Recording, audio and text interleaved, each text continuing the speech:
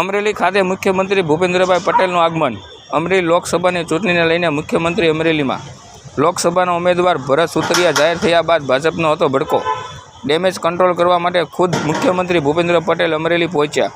અમરેલીમાં અસંતુષ્ટ નેતાઓ સાથે બેઠક કરી। આ બેઠકમાં લોકસભા ઉમેદવાર ભરત સુતરિયા, નારણ કાછડિયા, કૌશિક વેકરિયા, મહેશ કસવાળા ધારાસભ્યો સહિતના નેતાઓ હાજર રહ્યા હતા।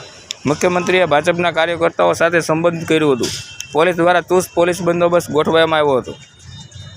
ભારત માતા કી તાળીઓના ગણગણાટથી મિત્રો આપણે સૌ વધાવીશું। શુભમ કરોતો કલ્યાણમ।